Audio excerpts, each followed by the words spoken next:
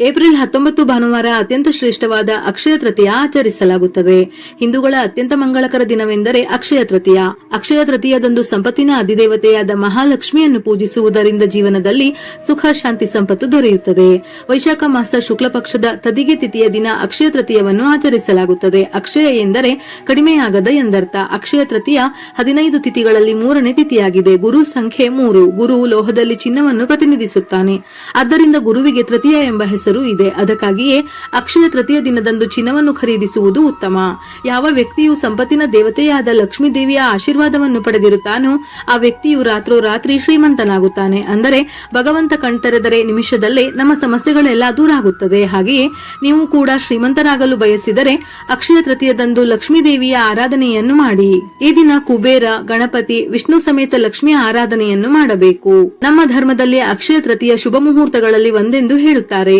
ಈ ದಿನ ಮದುವೆ, ಮುಂಜಿ, ಉಪನಯನ, ಗೃಹ ಪ್ರವೇಶ, ಭೂಮಿ ಖರೀದಿ, ಕಚೇರಿ ಉದ್ಘಾಟನೆ ಅಥವಾ ಇತರ ಯಾವುದೇ ಶುಭ ಕಾರ್ಯಗಳನ್ನು ಮಾಡಿದರೆ ಅಕ್ಷಯ ಫಲವನ್ನು ಅಂದರೆ ಅನೇಕ ಪಟ್ಟು ಅದ್ಭುತ ಫಲಿತಾಂಶವನ್ನು ನೀಡುತ್ತದೆ. ಇದಲ್ಲದೆ ಈ ದಿನ ಮಹಾಲಕ್ಷ್ಮಿಗೆ ಸಂಬಂಧಿಸಿದ ಚಿನ್ನ ಮತ್ತು ಬೆಳ್ಳಿ ಇತರ ವಸ್ತುಗಳನ್ನು ಖರೀದಿಸುವುದು ಮಂಗಳಕರ. ಈ ದಿನ ಲಕ್ಷ್ಮೀ ದೇವಿಯ ಜೊತೆಗೆ ಗಣಪತಿ ಮತ್ತು ಕುಬೇರನನ್ನು ಪೂಜಿಸುವುದರಿಂದ ಉತ್ತಮ ಫಲಿತಾಂಶ ಸಿಗುತ್ತದೆ. ಅಕ್ಷಯ ತೃತೀಯ ತಿಥಿ ಸಮಯ ಏಪ್ರಿಲ್ 19 ಬೆಳಿಗ್ಗೆ 10:49 ಪ್ರಾರಂಭವಾಗಿ ಏಪ್ರಿಲ್ 20 ಬೆಳಿಗ್ಗೆ 7:27 ಮುಕ್ತಾಯವಾಗುತ್ತದೆ. ಅಕ್ಷಯ ತೃತೀಯವನ್ನು ಈ ವರ್ಷ ಏಪ್ರಿಲ್ 19 ಮತ್ತು ಇನ್ನೂ ಕೆಲವು ಕಡೆ ಏಪ್ರಿಲ್ 20ನೇ ತಾರೀಕು 2 ದಿನವೂ ಆಚರಿಸಲಾಗುತ್ತದೆ. ಅಕ್ಷಯ ತೃತೀಯವನ್ನು ಅಬುಜ ಮುಹೂರ್ತ ಅಥವಾ ಸ್ವಯಂ ಸಿದ್ಧ ಮುಹೂರ್ತ ಎಂದು ಕರೆಯುತ್ತಾರೆ. ಅಂದರೆ ಯಾವುದೇ ಶುಭ ಕಾರ್ಯ ಮಾಡಬೇಕಾದರೆ ಪಂಚಾಂಗ ನೋಡಿ ಗ್ರಹಗತಿಗಳನ್ನು ಪರಿಶೀಲಿಸಿ ಶುಭ ಮುಹೂರ್ತವನ್ನು ನಿಗದಿಪಡಿಸುತ್ತೇವೆ. ಆದರೆ ಅಕ್ಷಯ ತೃತೀಯ ಅಂತಹ ದಿನವಲ್ಲ. ಈ ದಿನದಂದು ಸೂರ್ಯ ಮತ್ತು ಚಂದ್ರ ಇಬ್ಬರು ತಮ್ಮ ಉಚ್ಚ ಸ್ಥಾನದಲ್ಲಿ ಪ್ರಬಲ ಸ್ಥಿತಿಯಲ್ಲಿ ಇರುತ್ತಾರೆ. ಆದ್ದರಿಂದ ಇಡೀ ದಿನದ ಪ್ರತಿ ಕ್ಷಣವೂ ಶುಭ ಮುಹೂರ್ತವೇ ಆಗಿರುತ್ತದೆ. ಆದರೂ ಚಿನ್ನ ಖರೀದಿಸಲು ಮತ್ತು ಪೂಜೆ ಪುನಸ್ಕಾರ ಮಾಡಲು ಪೂಜಾ ಮುಹೂರ್ತ ಏಪ್ರಿಲ್ 19 ಬೆಳಿಗ್ಗೆ 10:49 ಮಧ್ಯಾಹ್ನ 12:20 ಈ ಸಮಯದಲ್ಲಿ ಚಿನ್ನವನ್ನು ಖರೀದಿಸಬಹುದು. ಇಲ್ಲವೆಂದರೆ ಏಪ್ರಿಲ್ 19 ಬೆಳಿಗ್ಗೆ 10:49 ಏಪ್ರಿಲ್ 20 ಬೆಳಗಿನ ಜಾವ 5:51 ಮಾಡಬಹುದು. ಈ ದಿನ ಮಾಡುವ ಒಳ್ಳೆಯ ಕೆಲಸ, ಪುಣ್ಯ ಹಾಗೂ ಖರೀದಿಗಳು ದುಪ್ಪಟ್ಟಾಗಿ ಅಷ್ಟೈಶ್ವರ್ಯ ಪ್ರಾಪ್ತಿಯಾಗುತ್ತದೆ. ಹಾಗಾಗಿ ಈ ದಿನ ಮಾಡುವ ಒಳ್ಳೆಯ ಕೆಲಸಗಳು, ಪೂಜೆ, ಆರಾಧನೆ, ದಾನ ಮತ್ತು ವಸ್ತುಗಳ ಖರೀದಿಯಿಂದ ಅಕ್ಷಯ ಫಲವು ಪ್ರಾಪ್ತಿಯಾಗಿ ತಾಯಿ ಲಕ್ಷ್ಮಿಯ ಅನುಗ್ರಹ ಲಭಿಸುತ್ತದೆ. ಚಿನ್ನವನ್ನು ಖರೀದಿಸುವುದರಿಂದ ಕುಟುಂಬದಲ್ಲಿ ಸಂತೋಷ, ಶಾಂತಿ ಮತ್ತು ಸಂಪತ್ತನ್ನು ಹೆಚ್ಚಿಸುತ್ತದೆ. ಲಕ್ಷ್ಮೀ ದೇವಿಯನ್ನು ಮೆಚ್ಚಿಸಲು ಸಂಪತ್ತಿನ ದೇವತೆಗೆ ಕಮಲ ಅಥವಾ ಗುಲಾಬಿ ಹೂವುಗಳನ್ನು ಅರ್ಪಿಸಿ ಸರಿಯಾಗಿ ಪೂಜಿಸಬೇಕು. ಹೀಗೆ ಮಾಡಿದರೆ ಲಕ್ಷ್ಮೀ ದೇವಿಯು ಪ್ರಸನ್ನಳಾಗುತ್ತಾಳೆ. ಅವಳ ಆಶೀರ್ವಾದವು ಸಂತೋಷ ಮತ್ತು ಸಮೃದ್ಧಿಯನ್ನು ತರುತ್ತದೆ. ಆರ್ಥಿಕ ಸಮಸ್ಯೆಗಳಿಂದ ಮುಕ್ತಿ ಹೊಂದಲು ಕುಂಕುಮ ಮತ್ತು ಅರಿಶಿನವನ್ನು ಅಕ್ಷಯ ತೃತೀಯದಂದು ಲಕ್ಷ್ಮೀ ದೇವಿಗೆ ಅರ್ಪಿಸಬೇಕು. ಇದರಿಂದ ಸಂಪತ್ತು ಮತ್ತು ಸಮೃದ್ಧಿಯಿಂದ ದೇವರ ಅನುಗ್ರಹವಿರುತ್ತದೆ. ಹಣದ ಸಮಸ್ಯೆಗಳು ದೂರವಾಗುತ್ತವೆ. ಸಂಪತ್ತು ಸೃಷ್ಟಿಗೆ ಅವಕಾಶ ದೊರೆಯಲಿದೆ. ಆರ್ಥಿಕವಾಗಿ ಬಲಶಾಲಿಯಾಗುವಿರಿ. ಅಕ್ಷಯ ತೃತೀಯದಂದು ಮನೆಯ ಮುಖ್ಯದ್ವಾರವನ್ನು ಮಾವು ಅಥವಾ ಅಶೋಕ ಎಲೆಗಳಿಂದ ತೋರಣ ಕಟ್ಟಬೇಕು. ಇದು ಮನೆಗೆ ಅದೃಷ್ಟ ಮತ್ತು ಧನಾತ್ಮಕ ಶಕ್ತಿಯನ್ನು ತರುತ್ತದೆ. ಮನೆಯಲ್ಲಿನ ನಕಾರಾತ್ಮಕ ಶಕ್ತಿ ನಾಶವಾಗುತ್ತದೆ. ಸಂಪತ್ತು ವೃದ್ಧಿಯಾಗಲಿದೆ. ಅಕ್ಷಯ ತೃತೀಯ ದಿನದಂದು ಖರೀದಿಸಿದ ಚಿನ್ನದ ಆಭರಣಗಳು ಅಥವಾ ಚಿನ್ನದ ನಾಣ್ಯಗಳನ್ನು ಉತ್ತರ ದಿಕ್ಕಿನಲ್ಲಿ ಇಡಬೇಕು. ಮರು ದಿವಸ ಅದನ್ನು ತೆಗೆದುಕೊಂಡು ಸುರಕ್ಷಿತವಾಗಿ ಇರಿಸಿ. ಹೀಗೆ ಮಾಡುವುದರಿಂದ ಲಕ್ಷ್ಮೀ ದೇವಿಯ ಕೃಪೆಗೆ ಪಾತ್ರರಾಗುತ್ತೀರಿ. ಧನಾತ್ಮಕ ಶಕ್ತಿಯು ಮನೆಯೊಳಗೆ ಹರಿಯುತ್ತದೆ. ಸಂಪತ್ತು ಮತ್ತು ಸಮೃದ್ಧಿ ತರುತ್ತದೆ. ಈ ದಿನವನ್ನು ಅತ್ಯಂತ ಮಂಗಳಕರವೆಂದು ಹೇಳುತ್ತಾರೆ. ಈ ಹಬ್ಬದ ದಿನದಂದು ಯಾವುದೇ ನಿರ್ದಿಷ್ಟ ಶುಭ ಮುಹೂರ್ತವನ್ನು ಆಚರಿಸದೆ ಯಾವುದೇ ಕೆಲಸಗಳನ್ನು ಪ್ರಾರಂಭಿಸಬಹುದು. ಮದುವೆಗೆ ಯಾವುದೇ ಶುಭ ದಿನಾಂಕವಿಲ್ಲದಿದ್ದರೆ ನೀವು ಅಕ್ಷಯ ತೃತೀಯದಂದು ಮದುವೆಯಾಗಬಹುದು. ಇದರ ಪರಿಣಾಮವಾಗಿ ನೀವು ಲಕ್ಷ್ಮೀ ದೇವಿಯ ಅನುಗ್ರಹವನ್ನು ಪಡೆಯುತ್ತೀರಿ. ನಿಮ್ಮ ದಾಂಪತ್ಯ ಜೀವನವು ಸಂತೋಷದಿಂದ ಕೂಡಿರುತ್ತದೆ. ಅಕ್ಷಯ ತೃತೀಯ ದಿನದಂದು ಈ ವಿಶೇಷ ಪರಿಹಾರಗಳನ್ನು ತಪ್ಪದೇ ಮಾಡಿ. ಆರ್ಥಿಕ ಸಂಕಷ್ಟ ನಿವಾರಣೆಗೆ ಈ ದಿನ ದೇವರ ಮನೆಯಲ್ಲಿ ಒಂದು ತಾಮ್ರದ ಪಾತ್ರೆಯಲ್ಲಿ ನೀರು ತುಂಬಿಸಿ ಅದಕ್ಕೆ ಸ್ವಲ್ಪ ಕೇಸರಿ ಮತ್ತು ಕೆಂಪು ಹೂವುಗಳನ್ನು ಹಾಕಿ ಲಕ್ಷ್ಮೀ ನಾರಾಯಣರ ಪೂಜೆ ಮಾಡಿ. ಜಾತಕದಲ್ಲಿರುವ ಶುಕ್ರ ಗ್ರಹ ಬಲಗೊಳ್ಳುತ್ತಾನೆ. ಇದರಿಂದ ಐಶ್ವರ್ಯ ವೃದ್ಧಿಯಾಗುತ್ತದೆ. ಉದ್ಯೋಗ ಮತ್ತು ವ್ಯವಹಾರದ ಪ್ರಗತಿಗಾಗಿ 11 ಗೋಮತಿ ಚಕ್ರಗಳನ್ನು ತೆಗೆದುಕೊಂಡು ಅವುಗಳಿಗೆ ಅರಿಶಿನ ಹಚ್ಚಿ ಒಂದು ಹಳದಿ ಬಟ್ಟೆಯಲ್ಲಿ ಕಟ್ಟಿ ನಿಮ್ಮ ಕೆಲಸದ ಸ್ಥಳ ಅಥವಾ ಹಣ ಇಡುವ ಜಾಗದಲ್ಲಿ ಇಡಿ. ಪೂಜೆ ಮಾಡುವಾಗ ಓಂ ಶ್ರೀ ಮಹಾಲಕ್ಷ್ಮೀ ನಮಃ ಎಂಬ ಮಹಾಲಕ್ಷ್ಮಿ ಮಂತ್ರವನ್ನು 108 ಬಾರಿ ಬಾರಿ ಜಪಿಸಿ.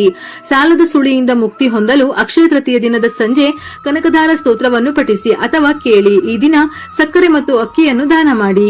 ಬಿಳಿ ಬಣ್ಣದ ವಸ್ತುಗಳನ್ನು ದಾನ ಮಾಡುವುದರಿಂದ ಚಂದ್ರ ಮತ್ತು ಶುಕ್ರನ ಅನುಗ್ರಹ ಸಿಗುತ್ತದೆ. ಇದು ಸಾಲದ ಹೊರೆ ಇಳಿಸಲು ಸಹಕಾರಿ.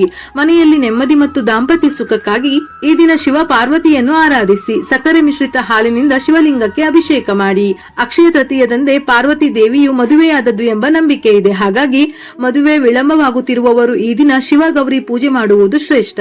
ಅಕ್ಷಯ ತೃತೀಯದಂದು ಒಂದು ಏಕಾಕ್ಷಿ ತೆಂಗಿನಕಾಯಿಯನ್ನು ಮನೆಗೆ ತಂದು ಪೂಜಿಸಿ ಕೆಂಪು ಬಟ್ಟೆಯಲ್ಲಿ ಸುತ್ತಿ ಇಟ್ಟರೆ ಆ ಮನೆಯಲ್ಲಿ ಎಂದಿಗೂ ಧನ ಧಾನ್ಯಕ್ಕೆ ಕೊರತೆಯಾಗುವುದಿಲ್ಲ. ಗಣೇಶನಿಗೆ ಈ ದಿನ 21 ಗರಿಕೆ ಹುಲ್ಲನ್ನು ಅರ್ಪಿಸಿ. ಇದರಿಂದ ಕೆಲಸದಲ್ಲಿ ಎದುರಾಗುವ ವಿಘ್ನಗಳು ನಿವಾರಣೆಯಾಗುತ್ತದೆ. ಸುವರ್ಣ ದಾನಕ್ಕೆ ಸಮಾನವಾದ ದಾನ. ನೀವು ಚಿನ್ನ ಖರೀದಿಸಲು ಸಾಧ್ಯವಾಗದಿದ್ದರೆ ಸ್ವಲ್ಪ ಜೇನುತುಪ್ಪ ಅಥವಾ ಗೋಧಿಯನ್ನು ದಾನ ಮಾಡಿ. ಇದು ಬಂಗಾರವನ್ನು ದಾನ ಮಾಡಿದಷ್ಟೇ ಪುಣ್ಯ ನೀಡುತ್ತದೆ. ನಾವು ಅನೇಕ ಬಾರಿ ಈ ತಪ್ಪುಗಳು ತಿಳಿಯದೆ ಮಾಡುತ್ತೇವೆ. ಅಕ್ಷಯ ತೃತೀಯದಂದು ಪ್ಲಾಸ್ಟಿಕ್, ಅಲ್ಯೂಮಿನಿಯಂ, ಕಬ್ಬಿಣ ಇತ್ಯಾದಿಗಳನ್ನು ಖರೀದಿಸುವುದನ್ನು ತಪ್ಪಿಸಿ. ಈ ದಿನದಂದು ಇವುಗಳನ್ನು ಖರೀದಿಸುವುದು ರಾಹು ಮತ್ತು ಶನಿಗೆ ಹೊರೆಯಾಗುತ್ತದೆ. ಇದರೊಂದಿಗೆ ದುಃಖ, ಬಡತನ ಜೀವನದಲ್ಲಿ ಕೂಡಿರುತ್ತದೆ. ಅಲ್ಲದೆ ಅಕ್ಷಯ ತೃತೀಯದಂದು ಲಕ್ಷ್ಮೀ ದೇವಿಯನ್ನು ಪೂಜಿಸಲಾಗುತ್ತದೆ. ಈ ದಿನ ಲಕ್ಷ್ಮೀ ದೇವಿ ಮನೆಗೆ ಬರುತ್ತಾಳೆ ಎಂಬ ನಂಬಿಕೆ ಇದೆ. ಹಾಗಾಗಿ ಮನೆ ಮತ್ತು ಪೂಜಾ ಮಂದಿರವನ್ನು ಸ್ವಚ್ಛವಾಗಿಟ್ಟುಕೊಳ್ಳಬೇಕು. ಇಲ್ಲದಿದ್ದರೆ ನಕಾರಾತ್ಮಕ ಶಕ್ತಿ ಮನೆಯಲ್ಲಿ ಉಳಿಯುತ್ತದೆ. ಶಾಸ್ತ್ರಗಳ ಪ್ರಕಾರ ಅಕ್ಷಯ ತೃತೀಯದಂದು ಹಣವನ್ನು ಸಾಲವಾಗಿ ನೀಡಬಾರದು. ಏಕೆಂದರೆ ಹೀಗೆ ಮಾಡುವುದರಿಂದ ನಿಮ್ಮ ಮನೆಯಲ್ಲಿರುವ ಲಕ್ಷ್ಮಿಯು ಹೊರ ಹೋಗಬಹುದು. ಈ ದಿನ ದಾನ ನೀಡುವುದು ಮಂಗಳಕರ. ಅಕ್ಷಯ ತೃತೀಯದಂದು ಮಾಂಸ ಅಥವಾ ಮದ್ಯ ಸೇವಿಸಬೇಡಿ. ಹೀಗೆ ಮಾಡುವುದರಿಂದ ತಾಯಿ ಲಕ್ಷ್ಮಿಗೆ ಅವಮಾನಿಸದಂತೆ ಆಗುತ್ತದೆ. ಈ ದಿನ ಈರುಳ್ಳಿ, ಬೆಳ್ಳುಳ್ಳಿ ತಿನ್ನಲಾಗುವುದಿಲ್ಲ. ಬದಲಿಗೆ ಸಾತ್ವಿಕ ಆಹಾರ ಸೇವಿಸಲಾಗುತ್ತದೆ. ಈ ದಿನದಂದು ಮನೆಯಲ್ಲಿ ಕತ್ತಲೆ ಇರಬಾರದು ಎಂದು ಹೇಳುತ್ತಾರೆ. ಏಕೆಂದರೆ ಲಕ್ಷ್ಮೀ ದೇವಿಯು ನಿಮ್ಮ ಮನೆಗೆ ಯಾವಾಗ ಬೇಕಾದರೂ ಬರಬಹುದು. ಈ ಸಮಯದಲ್ಲಿ ಎಂದಿಗೂ ಬೆಳಕು ತುಂಬಿರಬೇಕು. ಬೆಳಕು ಅದೃಷ್ಟ ಹಾಗೂ ಶುಭ ಸೂಚನೆಯ ಸಂಕೇತ. ಈ ದಿನದಂದು ಚಿನ್ನ ಮತ್ತು ಬೆಳ್ಳಿಯ ಆಭರಣಗಳನ್ನು ಮಾತ್ರ ಖರೀದಿಸಬೇಕೆಂದೇನೂ ಇಲ್ಲ. ನಮ್ಮ ಆರ್ಥಿಕತೆಗೆ ಅನುಗುಣವಾಗಿ ಖರೀದಿಸಬೇಕು. ಇದರ ಜೊತೆಯಲ್ಲಿ ಚಿನ್ನ, ಬೆಳ್ಳಿ ಖರೀದಿಸಬೇಕೆಂದು ಸಾಲವನ್ನು ಅಪ್ಪಿತಪ್ಪಿಯೂ ಮಾಡಬೇಡಿ. ಪ್ರತಿಯೊಬ್ಬರ ಬಳಿಯೂ ಚಿನ್ನವನ್ನು ಖರೀದಿಸಲು ಸಾಧ್ಯವಿಲ್ಲ. ಹಾಗಾಗಿ ಈ ದಿನ ಹುಣಸೆ ಹಣ್ಣು, ಬೆಲ್ಲವನ್ನು ಸಹ ಖರೀದಿಸಬಹುದು. ಈ ದಿನ ನೀವು ಬಾರ್ಲಿಯನ್ನು ಸಹ ಖರೀದಿಸಬಹುದೆಂದು ಶಾಸ್ತ್ರಗಳಲ್ಲಿ ಹೇಳಲಾಗಿದೆ. ಬಾರ್ಲಿಯನ್ನು ಕನಕ ಅಂದರೆ ಚಿನ್ನಕ್ಕೆ ಸಮಾನವೆಂದು ಹೇಳುತ್ತಾರೆ. ಅಕ್ಷಯ ತೃತೀಯ ದಿನದಂದು ಬಾರ್ಲಿಯನ್ನು ಖರೀದಿಸಿದರೆ, ಚಿನ್ನವನ್ನು ಖರೀದಿಸಿದರೆ ಯಾವ ಫಲ ಸಿಗುತ್ತದೆಯೋ ಅಷ್ಟೇ ಪುಣ್ಯ ಫಲ ಲಭಿಸುತ್ತದೆ. ಬಾರ್ಲಿಯನ್ನು ಖರೀದಿಸಿ ವಿಷ್ಣುವಿನ ಪಾದಗಳಿಗೆ ಅರ್ಪಿಸಿ ನಂತರ ಬಾರ್ಲಿಯನ್ನು ಕೆಂಪು ಬಟ್ಟೆಯಲ್ಲಿ ಸುತ್ತಿ ಅದನ್ನು ಹಣ ಇಡುವ ಸ್ಥಳದಲ್ಲಿ ಇಡಿ. ಇದರಿಂದ ಸಂಪತ್ತು ದುಪ್ಪಟ್ಟಾಗುತ್ತದೆ. ಅಕ್ಷಯ ತೃತೀಯದಂದು ಶ್ರೀ ಯಂತ್ರವನ್ನು ಖರೀದಿಸುವುದು ಅತ್ಯಂತ ಮಂಗಳಕರ. ಶ್ರೀ ಯಂತ್ರವು ಲಕ್ಷ್ಮೀ ದೇವಿಗೆ ಅತ್ಯಂತ ಪ್ರಿಯವಾಗಿದೆ. ಇದನ್ನು ಮನೆಯ ಪೂಜಾ ಸ್ಥಳದಲ್ಲಿ ಇಡುವುದು ಅತ್ಯಂತ ಮಂಗಳಕರ. ಅಕ್ಷಯ ತೃತೀಯ ದಿನದಂದು ಮನೆಗೆ ಶ್ರೀ ಯಂತ್ರವನ್ನು ತರುವುದು ಧರ್ಮಗ್ರಂಥಗಳಲ್ಲಿ ಅತ್ಯಂತ ಮಂಗಳಕರವೆಂದು ಹೇಳುತ್ತಾರೆ. ಅಕ್ಷಯ ತೃತೀಯದಂದು ಶ್ರೀಯಂತ್ರವನ್ನು ಮನೆಗೆ ತರುವುದರಿಂದ ನೀವು ಇಡೀ ವರ್ಷ ಲಕ್ಷ್ಮೀ ದೇವಿಯ ಅನುಗ್ರಹವನ್ನು ಪಡೆಯಬಹುದು. ಈ ದಿನ ನೀವು ಲಕ್ಷ್ಮೀ ದೇವಿಯ ಮತ್ತೊಂದು ನೆಚ್ಚಿನ ವಸ್ತುವಾದ ಕವಡೆಯನ್ನು ಖರೀದಿಸಿ ಮನೆಗೆ ತರಬಹುದು. ಇದು ಚಿನ್ನಕ್ಕೆ ಉತ್ತಮ ಪರ್ಯಾಯವೆಂದು ಹೇಳುತ್ತಾರೆ.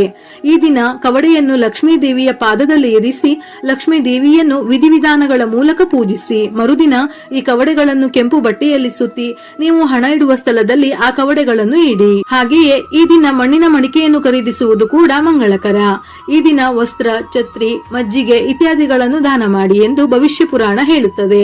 ಇದರಿಂದ ಅಪಾರ ಸಂಪತ್ತನ್ನು ಪಡೆಯಬಹುದು. ಸಿಹಿ ತಿಂಡಿಗಳನ್ನು ದಾನ ಮಾಡುವುದರಿಂದ ಮದುವೆಯಲ್ಲಿನ ಅಡೆತಡೆಗಳು ನಿವಾರಣೆಯಾಗುತ್ತದೆ. ಅನ್ನ, ಗೋಧಿ ಮೊದಲಾದ ಆಹಾರ ಧಾನ್ಯಗಳನ್ನು ದಾನ ಮಾಡಿದರೆ ಅಪಘಾತಗಳು, ಅಕಾಲಿಕ ಮರಣ ಇತ್ಯಾದಿಗಳು ಸಂಭವಿಸುವುದಿಲ್ಲ. ಅಕ್ಷಯ ತೃತೀಯ ದಿನದಂದು ದಾನವನ್ನು ಅರ್ಪಿಸುವುದರಿಂದ ಭಗವಂತನಿಗೆ ನೀಡಿದ ದಾನದ ಫಲ ಸಿಗುತ್ತದೆ. ಕುಟುಂಬದಲ್ಲಿನ ಬಡತನ ದೂರವಾಗುತ್ತದೆ.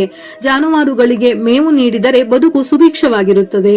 ಆಡಂಬರಕ್ಕಿಂತ ಭಕ್ತಿಯಿಂದ ಮಾಡುವ ಆರಾಧನೆಯೇ ಮುಖ್ಯ. ಹಾಗಾಗಿ ಈ ದಿನ ನಿಮ್ಮ ಶಕ್ತಿಗೆ ಅನುಸಾರವಾಗಿ ವಸ್ತುಗಳನ್ನು ಖರೀದಿಸಿ ಲಕ್ಷ್ಮೀ ದೇವಿಯನ್ನು ಆರಾಧಿಸಿ.